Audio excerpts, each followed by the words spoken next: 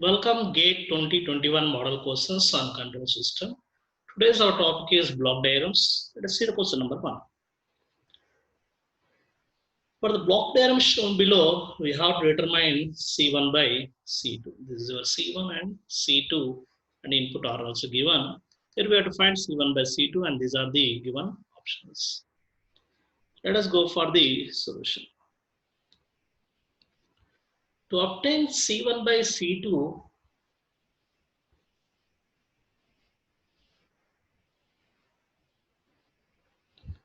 one minute, right?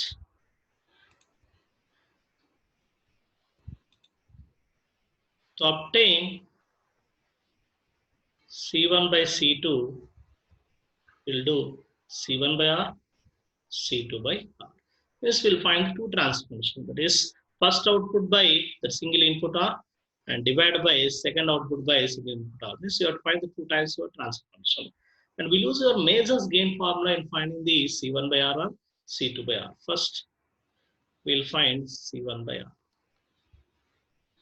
Either in your C1 by R calculation or C2 by R calculation, the denominator part of the transfer function known as delta, which is independent of input and output, which remains same. That is given in terms of 1 minus of sum of loop gains plus sum of the gain products of two non-touching loops continues in this manner. Okay. So mainly the numerator part will be P1 delta 1 plus P2 delta 2 plus P3 delta 3. In that manner, the formula will be there. So how many forward paths we'll have from the input R to output C1? Here input is R and output we are taken as C1. How many ways you can reach from R to C1 is C. One direction is this way. You can reach it. See the signs of the summing point. Plus, plus. That is into plus 1. Into plus 1 will give the one forward path gain as 1.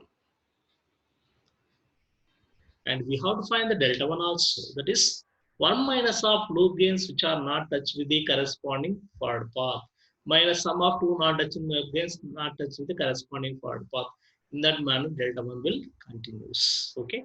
Or at least you see the loops, how many we have in the given block diagram. Therefore, one loop clearly we can see here itself. So this is your one loop, we have it. That is start here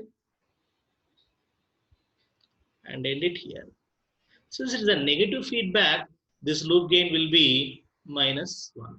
Similarly, one more loop gain, what you can form it is this one. That is, start from here, go like this, and reach back here. But here, plus, and again plus, way, positive loop gain, plus 1. Again, we have here also loop gains. So one more loop gain is this one, which is a negative feedback or negative loop gain minus 1. Another loop gain is starting from here, again coming here, that is plus, plus, which is a positive loop gain, plus 1. And we don't have any more loops in this block there, we can't form it. Totally, we'll have 4 loops. Now, what is delta 1 is, in forming this first forward path gain, like this, which loop gains are not touched. If you take this loop as 1, this as your second loop, this as your third loop, this as your fourth loop. Obviously, 3 and 4 loops are not touched, whereas 1 and 2 touched. What is delta 1 is 1 minus of loop gains which are not touched, that is minus 1 and plus 1. Third loop gain is minus 1, fourth loop gain is plus 1. But this is your delta 1. If these two loops are touched with each other, therefore there will be no two not touching loop gain. So this is only your delta 1. For here P1 is 1 and delta 1 is 1 minus of minus 1 plus 1. Is there any more forward path gains we have from R to C1 means, or we can go in this manner only one forward path. Even if you go down here, we can't go in the reverse arrow direction. Therefore, only one forward path gain and its delta 1 also completed. So from here directly we can write what is C1 by R is 1 by delta. That will be equation 1. Now you have to find C2 by R also.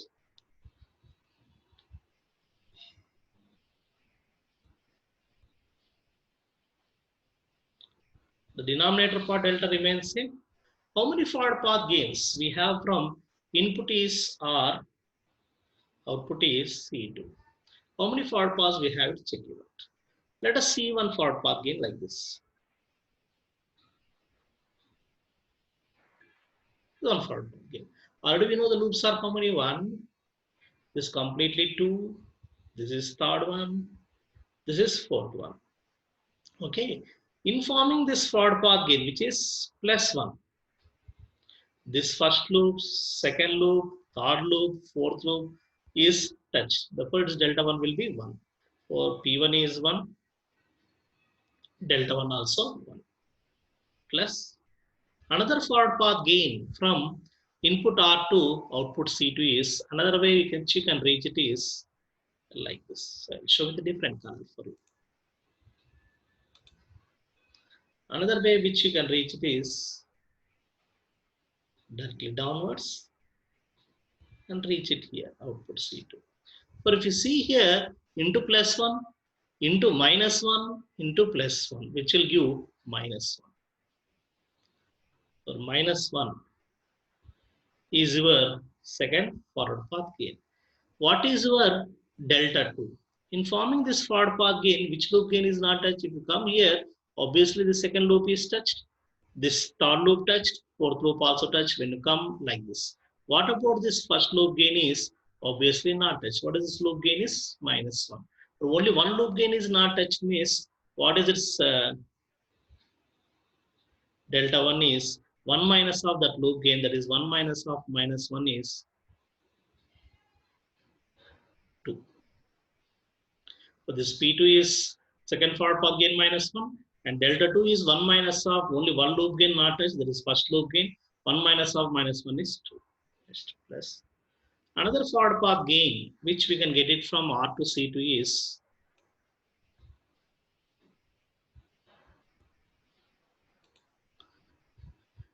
in this manner. We can reach from input R to output C2 is directly come like this and reach it back like this. That is, when you go in this manner, it is into place 1, and reaching here is third forward path gain is plus 1. What is its delta 1? In forming this forward path gain, if you come here, this fourth loop touch, if you come here, third loop touch. What about first loop and second loop? Both are not touched. So, for what will be delta 3? 1 minus of the sum of two loop gains. What is the loop gain of first loop gain is minus 1. What about the second loop gain is also plus 1. Therefore, what is delta 3? I will write it here. What is delta 3 is 1 minus of sum of two loop gains which are not touched. First loop gain is minus 1. Second loop gain is plus 1, whose delta 3 will be equal to 1. So what is delta 3 is 1. So what is C2 by R will be is 1 minus 2 plus 1 divided by delta, which will be 0 by delta R 0.